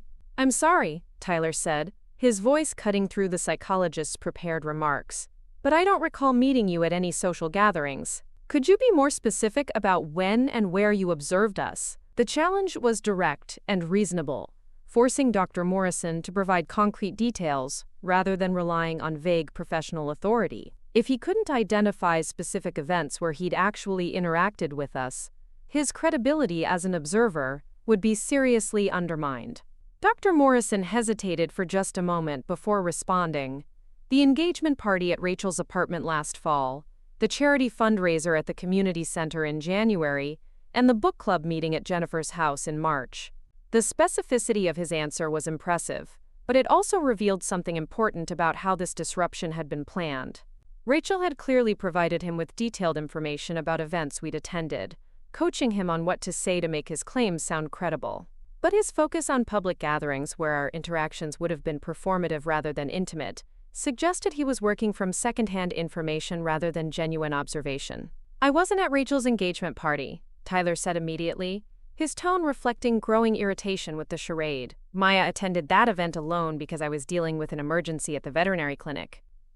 I've never been to a book club meeting at anyone named Jennifer's house because Maya doesn't belong to a book club. And the charity fundraiser you mentioned was for children's literacy, where Maya and I worked different volunteer shifts and barely saw each other during the event." Tyler's systematic dismantling of Dr. Morrison's supposed observations created a ripple of murmurs through the assembled guests. It was becoming clear that the psychologist was either lying about having observed us or had been fed false information about our social interactions. But I could see Dr. Morrison preparing to pivot, probably toward more general observations that would be harder to specifically refute. The kind of vague psychological assessments that could sound authoritative while being impossible to definitively contradict. Before he could launch into his next prepared statement, however, another voice cut through the tension from an unexpected direction. "Excuse me, but I think there's been some confusion here." The speaker was my colleague, Jennifer Walsh, a fellow teacher who was seated about halfway back on Tyler's side of the ceremony space. I'd invited her because she'd become a good friend over the past 2 years, someone whose classroom was next to mine, and who often joined Tyler and me for casual dinners when we wanted low-key social time. "I'm Jennifer Walsh," she said, standing to address Dr. Morrison directly, "and I've never hosted a book club meeting that Maya attended. In fact, I don't run a book club at all. Maya and I usually spend our social time grading papers and complaining about standardized testing requirements." Her intervention was perfectly timed and devastatingly effective. Not only did it contradict Dr. Morrison's specific claim, but it did so with the authority of someone our guests knew and trusted. Jennifer had no reason to lie about something so easily verifiable, which made Dr. Morrison's credibility collapse completely. I could see Rachel's face flushing with anger and embarrassment as her carefully orchestrated plan began falling apart in real time. The allies she'd recruited were supposed to provide authoritative support for her objections, but instead they were exposing themselves as frauds who'd been fed false information. Pastor Williams stepped forward again, his expression reflecting both pastoral concern and administrative frustration with the disruption to what should have been a sacred ceremony. "I think we need to return our focus to the purpose of this gathering," he said with gentle but unmistakable authority. Maya and Tyler are here to exchange vows of marriage, and unless someone has knowledge of a legal impediment to their union, I believe we should allow them to complete their ceremony. His intervention was masterful, simultaneously acknowledging the seriousness of marriage, while dismissing the validity of objections based on personal opinion rather than legal or ethical concerns. He was giving everyone present a clear framework for understanding what kinds of disruptions were appropriate and what kinds were simply interference. But Rachel wasn't ready to concede defeat, even as her support system crumbled around her. I could see her scanning the crowd again, probably looking for her other planted allies. And I realized we hadn't yet dealt with all the unfamiliar faces I'd noticed earlier. Sure enough, a woman I didn't recognize stood up from a seat near the middle of the crowd. She was probably in her late 20s, professionally dressed, with the kind of composed demeanor that suggested she'd also been coached on what to say and when to say it. "I'm sorry to add to this disruption," she began, her tone apologetic but determined. "But I think there's something else that needs to be considered before this ceremony continues." The fact that she was apologizing for disrupting while simultaneously doing exactly that revealed the same calculated approach I'd seen from Dr. Morrison. These weren't spontaneous objections from concerned observers. They were orchestrated interventions designed to create maximum doubt and chaos. "I'm Sarah Chen," she continued, "and I work in crisis counseling. While I agree that personal opinions aren't grounds for stopping a wedding, I am concerned about some patterns I've noticed that might indicate underlying issues that haven't been fully addressed." The introduction was even more clever than Dr. Morrison's because it positioned her as someone concerned about well-being, rather than making judgments about compatibility. Crisis counseling suggested she was qualified to identify dangerous relationship dynamics, which could make her objections seem more urgent and necessary. But Tyler had clearly reached his limit with the parade of fake experts questioning our relationship. "Sarah," he said, his voice carrying a new edge of authority that I'd rarely heard from him, "I'm going to ask you the same question I asked Dr. Morrison. When and where have you observed Maya and me interacting in ways that concerned you?" The directness of his challenge created immediate pressure for her to provide specifics, rather than hiding behind professional credentials and vague observations. If she couldn't identify concrete examples of problematic behavior, her intervention would be revealed as another fabrication. Sarah appeared more prepared than Dr. Morrison had been, however. "The concerns aren't based on direct observation," she admitted, "but on information shared with me by someone who knows you both well, and who's worried about patterns that might not be visible to casual observers." This approach was more sophisticated because it acknowledged the second-hand nature of her information, while still claiming professional authority to interpret it. She was positioning herself as an expert who'd been consulted by a concerned friend rather than claiming to have personally witnessed problematic behavior. "And who would that concerned friend be?" I asked, though I already knew the answer. Rachel's network of recruited objectors was becoming more transparent with each intervention, revealing the elaborate nature of her plan to sabotage our wedding. Sarah's eyes flicked toward Rachel before she answered, confirming my suspicions. "Rachel Williams approached me several weeks ago with concerns about emotional patterns and compatibility issues she'd observed in your relationship. As someone trained in recognizing signs of dysfunction, I felt obligated to speak up before you made a commitment that might be harmful to your long-term well-being." The admission that Sarah was acting on Rachel's behalf rather than her own professional judgment completely undermined her credibility as an independent expert. She was essentially admitting that she was Rachel's hired gun, someone recruited specifically to provide professional-sounding support for objections that had no basis in actual observation or evidence. But more importantly, her reference to emotional patterns and compatibility issues gave me an opening to address the real issue underlying all these disruptions. This wasn't about protecting me from Tyler or ensuring I made the right choice about marriage. This was about Rachel's inability to accept that our friendship would naturally change as I committed to building a life with someone else. "Sarah," I said, my voice carrying the calm authority I'd developed through years of managing classroom conflicts. "I appreciate your professional concern, but I think there's been a fundamental misunderstanding about the situation you've been asked to evaluate." I turned to address not just Sarah but the entire assembled crowd, knowing that this was my opportunity to provide context that would help everyone understand what was really happening here. Rachel has been my friend since college, and I know her objections come from a place of caring about my happiness, I continued, choosing my words carefully to acknowledge our history while establishing clear boundaries. But what she's interpreting as compatibility problems are actually the normal adjustments that occur when someone's primary relationship shifts from friendship to marriage. The explanation provided a framework for understanding Rachel's behavior that didn't make her the villain, while still making clear that her interference was inappropriate. I was giving her a way to save face while simultaneously addressing the concerns she'd raised through her recruited experts. Tyler and I have been together for 3 years. I continued, my voice growing stronger as I spoke. We've navigated challenges, celebrated successes, and built a partnership based on mutual respect, shared values, and genuine love.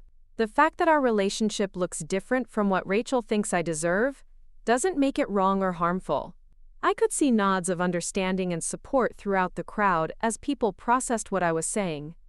Our genuine friends and family had watched our relationship develop over time, and they could see the happiness and stability Tyler and I had created together. The contrast between their authentic support and Rachel's manufactured objections was becoming impossible to ignore. But Rachel wasn't finished. I could see her preparing for one final attempt to derail our ceremony, probably realizing that her recruited allies had failed to create the doubt and chaos she'd hoped for. "Maya, you're not seeing this clearly," she said, her voice taking on the patronizing tone that had always made me uncomfortable when she disagreed with my decisions. "You've always been too trusting, too willing to settle for what's comfortable instead of pursuing what could make you truly happy. Tyler is a safe choice, but he's not your best choice." The statement revealed everything I needed to know about Rachel's motivations and mindset. She wasn't concerned about Tyler's character or our compatibility. She was objecting to my choice because it didn't align with her vision of what my life should look like. Her interference was based on her conviction that she knew what would make me happy better than I did. "Rachel," I said, my voice reflecting both sadness and determination, "I understand that you want the best for me, but the best for me is what I choose for myself based on my own values and priorities. Tyler makes me happy in ways that matter to me, and our relationship is built on foundations that I value and trust." I paused, looking directly into her eyes as I prepared to deliver the boundary that would end her disruption once and for all.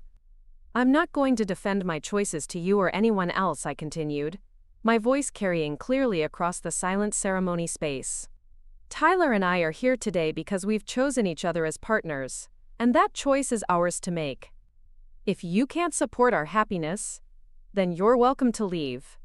But I won't allow you to continue disrupting our ceremony." The ultimatum was clear and public, giving Rachel a choice between accepting our decision or removing herself from our celebration. I wasn't asking her to pretend enthusiasm she didn't feel, but I was requiring her to respect our autonomy, to make our own choices about our relationship and our future. For a moment, Rachel looked genuinely stunned, as if she'd never considered the possibility that I would stand up to her interference so directly.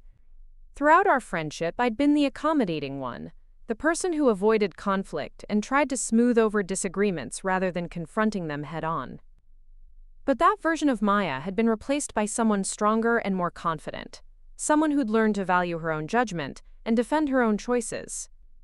The transformation hadn't happened overnight, but it had been building throughout my relationship with Tyler, supported by his belief in my worth and his respect for my independence. Tyler stepped closer to me, his presence providing silent but unmistakable support for the boundary I'd established. "Maya's right," he said, his voice calm but firm. "We appreciate everyone who's here to celebrate with us, but we're not going to debate our relationship or justify our decision to get married." His backing was exactly what I needed, not because I couldn't handle the confrontation alone, but because it demonstrated the kind of partnership we'd built together. We supported each other's autonomy while presenting a united front against external pressures that threatened what we'd created.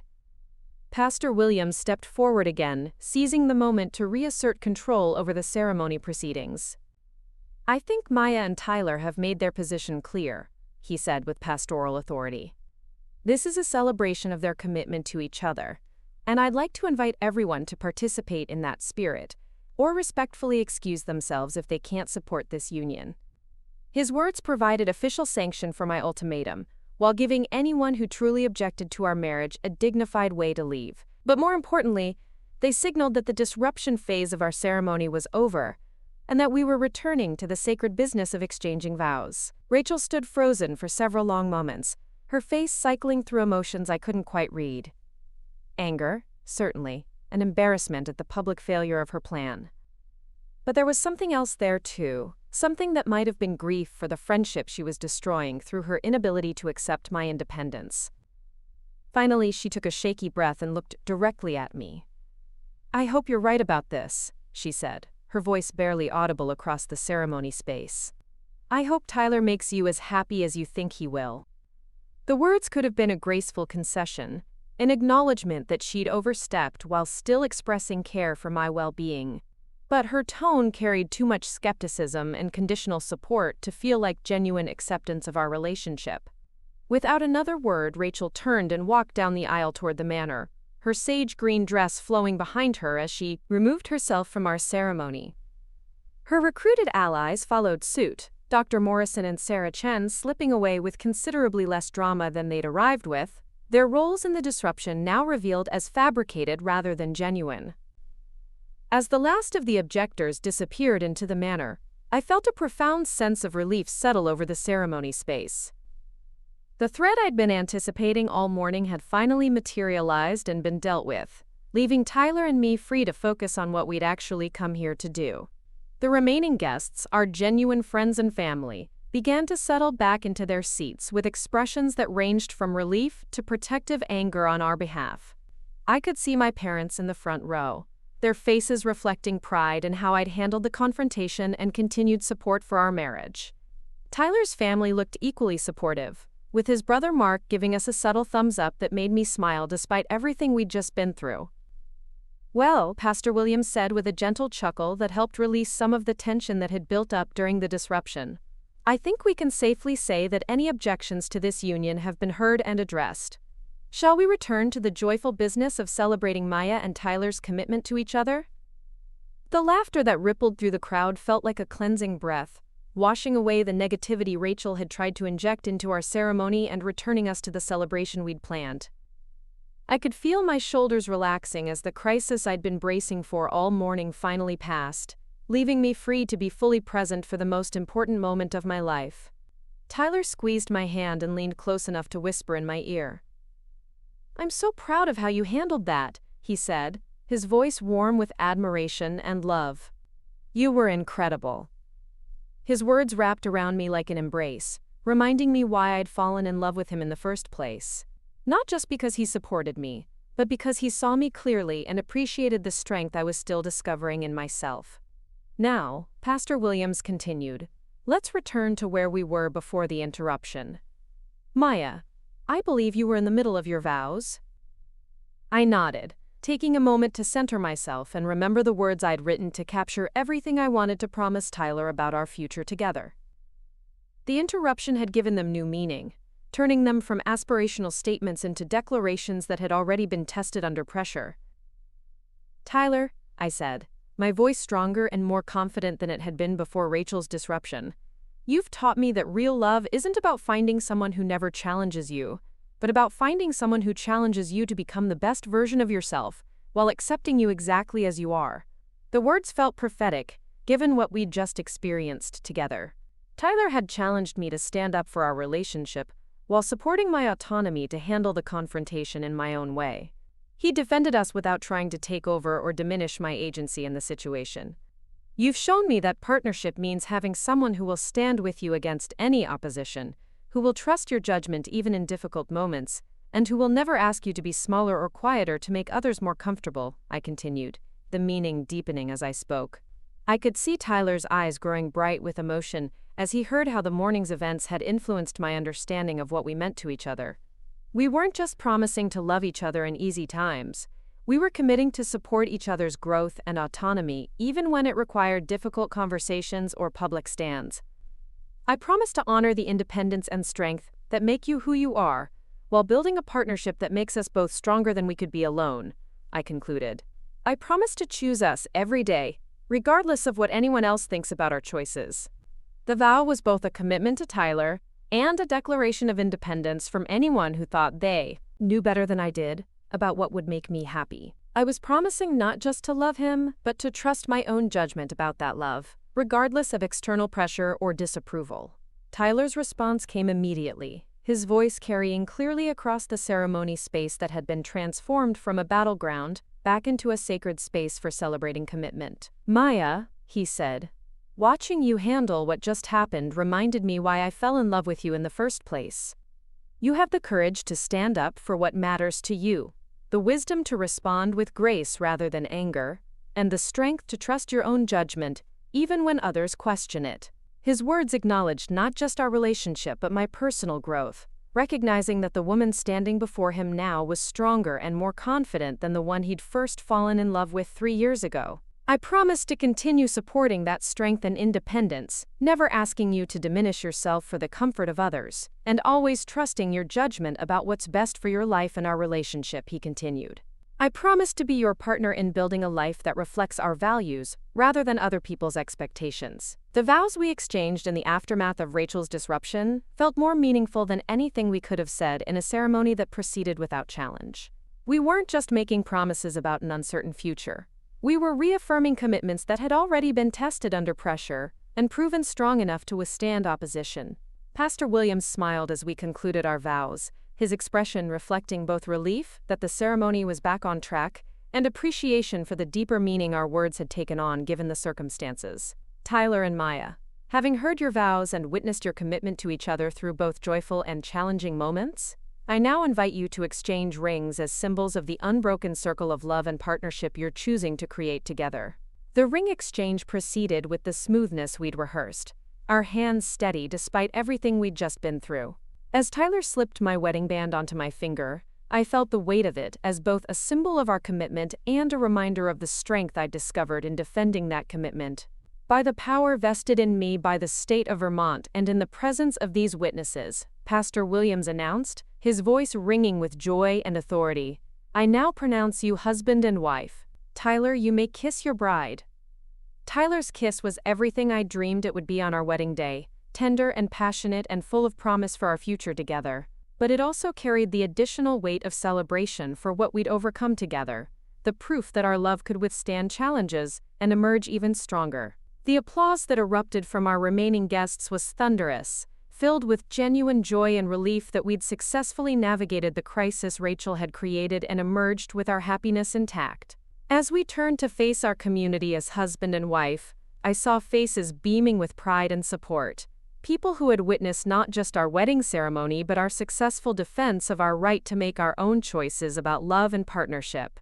The recessional music began as Tyler and I walked back down the aisle, hand in hand, toward the reception that awaited us in the garden behind the manor. The same path I'd walked with such anxiety that morning now felt like a victory lap, a celebration of everything we'd protected and preserved through strategic thinking and mutual support. As we passed the spot where Rachel had made her last stand before leaving our ceremony, I felt a complex mixture of sadness and relief. Our friendship had probably ended today, but it had been replaced by something even more valuable: the knowledge that Tyler and I could face any challenge together and emerge stronger on the other side. The reception that followed was everything we'd hoped for and more. Our genuine friends and family rallied around us with extra enthusiasm, as if making up for the negativity Rachel had tried to inject into our celebration. Stories were shared about how proud everyone was of the way we'd handled the disruption, and several guests mentioned that watching us stand up for our relationship had actually deepened their appreciation for what we'd built together. My father's toast during dinner brought tears to my eyes, as he spoke about watching me grow into a woman who knew her own mind and wasn't afraid to defend her own choices. Tyler's mother welcomed me to their family with extra warmth, expressing admiration for the grace and strength I'd shown under pressure. But the moment that meant the most came late in the evening, during one of our last dances as the celebration wound down. Tyler pulled me close and whispered in my ear, "I keep thinking about what you said earlier, about your objection coming first. I think what you meant was that you objected to letting anyone else control our happiness." He was right. My objection hadn't been to Rachel specifically, but to the idea that anyone other than Tyler and I should have a voice in our decision to build a life together. By standing up for our autonomy and our right to make our own choices, I'd objected to the entire premise that our love needed external validation or approval. Exactly, I whispered back, feeling the truth of it settle into my bones. Our love is ours to define and defend. As we swayed together under the stars that had emerged over Crystal Lake, I reflected on how profoundly the day had changed me. I'd started the morning as someone who trusted too easily and avoided conflict whenever possible. I was ending it as someone who knew how to set boundaries, defend what mattered, and trust my own judgment even when others questioned it. Rachel had intended to destroy our wedding day with her objections and disruptions. Instead, she'd given us an opportunity to prove the strength of our partnership and my own capacity for strategic thinking and confident action. Her attack had backfired completely, strengthening exactly what she'd hoped to undermine. Later that night, as Tyler and I settled into our hotel room as husband and wife, I checked my phone one final time before putting it away for our honeymoon period. There was a single text message waiting, and seeing the sender's name made my breath catch. It was from Rachel. "Maya, I know you probably won't forgive me for today, but I need you to know that everything I did came from love. Maybe someday you'll understand that I was trying to protect you from settling for less than you deserve. I hope Tyler proves me wrong about everything." The message was vintage Rachel, positioning herself as the misunderstood protector, while still maintaining that her judgment about my life was superior to my own. Even in apologizing, she couldn't fully acknowledge that my choices were mine to make or that Tyler might actually be exactly what I deserved. I showed the message to Tyler, curious about his reaction to this final attempt at contact from someone who had tried so hard to prevent our marriage. "She still doesn't get it," he observed quietly. "She thinks this was about her opinion of me rather than about your right to make your own decisions." He was absolutely correct. Rachel's objection hadn't really been about Tyler's worthiness as a partner, though she'd framed it that way. It had been about her inability to accept that I had the judgment and autonomy to choose my own path forward, even if that path didn't align with her vision of what my life should look like. I deleted the message without responding, recognizing that any reply would only invite further attempts to justify or continue a conversation that needed to end. Rachel had made her choice to disrupt our wedding rather than support our happiness, and now she would have to live with the consequences of that decision. Instead, I turned off my phone and settled into Tyler's arms, ready to begin our honeymoon and our married life, without the weight of Rachel's disapproval or manipulation casting shadows over our joy. The woman who had stood up to Rachel and her allies at our wedding ceremony was someone I was still getting to know, but I liked her strength, her clarity, and her refusal to let anyone else define her worth or limit her happiness. She was someone who could object first, and most powerfully, to any attempt to control or diminish what she had built with someone she loved. And as Tyler and I drifted off to sleep as husband and wife, I knew that this new version of myself would be an excellent partner for whatever adventures and challenges lay ahead in our married life together. Up next, you've got two more standout stories right on your screen. If this one hit the mark, you won't want to pass these up. Just click and check them out.